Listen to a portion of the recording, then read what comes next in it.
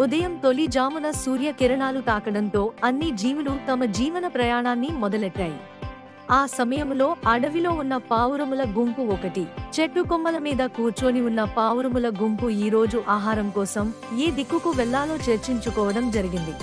ఆ మాటలు విన్న ఓ తెల్ల పావురం, మిత్రులారా, ఒకసారి నా మాట వినండి. నిన్న సాయంత్రం ఒక వేటగాడు నది అవతలవల పరిచి వెళ్ళాడు. కనుక మనం ఆ నది అవతలకి వెళ్ళవద్దు. ఆ మాటలకు ఒక ముసలి పావురం ఇలా అన్నాది, ఈ విషయం నీకు ఎలా తెలుసు వేటగాడు వచ్చాడని?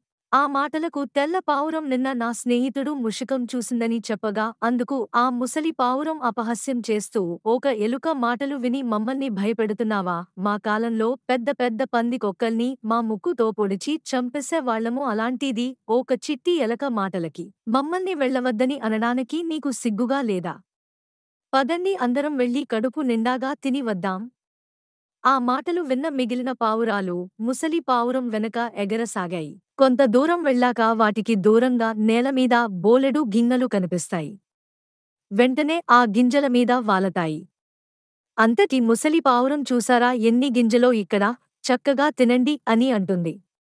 కొంతసేపటికి వాటి కాళ్ళు ఆ గింజల క్రింద ఉన్న వలలో చిక్కుకున్నట్టు గుర్తించి కేకలు వేయడం మొదలు పెడతాయి. అన్ని పావురాలు గిలగిల కొట్టుకుని అలసి పడిపోతాయి.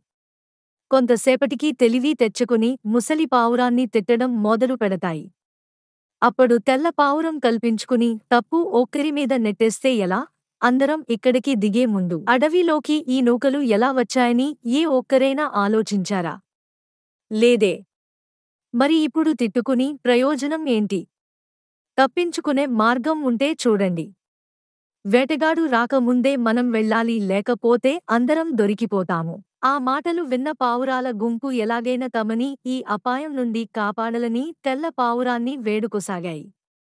అంతటి తెల్ల పావురం అందర్నీ కాళ్లతో వలను పట్టుకుని బలంగా పైకి ఎగరాలని చెప్పింది. ఆ విధంగా పావురాల గుంపు వలను ఎత్తుకుపోయి తెల్ల పావురం స్నేహితుడు మూషికం ఉన్న చోటకి చేరడంతో ఆ మూషికం వచ్చి వలను కొరికి పావురాలను కాపాడుతుంది.